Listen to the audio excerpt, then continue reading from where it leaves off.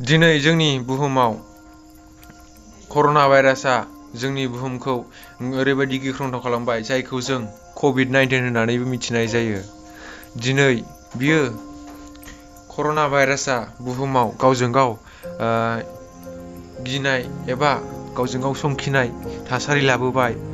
थिग बिदिनो 1720 मायथाइयावबो बे बुहुमाव प्लेग मुंनि मोनसे बेरामा फैदोंमोन। बे प्लेग मुंनि बेरामजों बुहुमाव गासै 1 लाख मानसि थैदों होननानै जों मिथियो। 50,000 सुबुङा बोसोरावनो थैदों आरो 50,000 सुबुङा 2 बोसोर उनाव थैदों होननानै जों मिथियो। बे प्लेग मुंनि बेरामखौ जों ग्रेट प्लेग अफ मार्साल होननानै मिथिनाय जायो।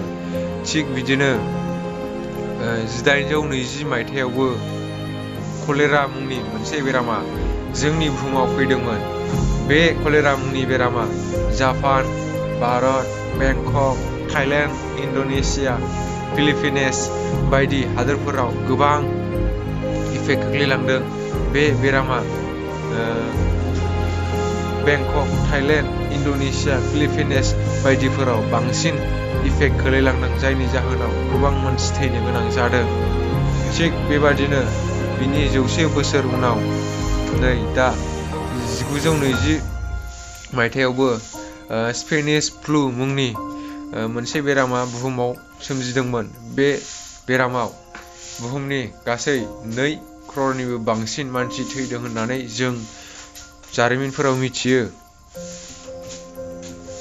आरो बिनि उनाव नै दायो जोंनि कर'ना भाइरासआ बेबायदिनो मानसि बुथारगासिनो दङ।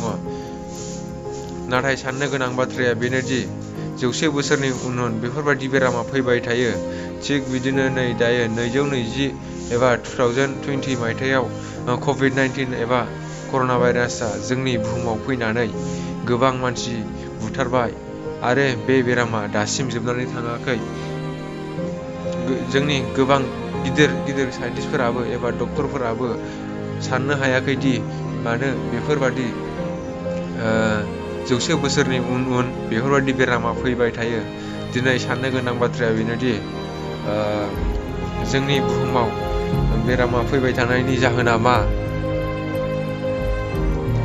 कर'ना भाइरासनिफ्राय दा बारग'नायनि मेडिसिन बानायनो हानाय जायाखै। दायो बिनिखायनो जोंखौ गावखौनो सांग्रांथि लाखिनाय गाहाम। बेनिखायनो जों ससियेल डिस्टेन्स एबा डिस्टेन्स मेनटेन खालामनाया गाहाम। अब्लासो जों गावनि कर'ना भाइरासनिफ्राय जों गावखौ बासायनो हागोन। स' नोंथांमोना बिदिब्ला आंनि बे भिडिअनि गेजेरजों नोंथांमोना गियान एबा माखासे जारिमिनफोर मिथिबाय जानांगौ।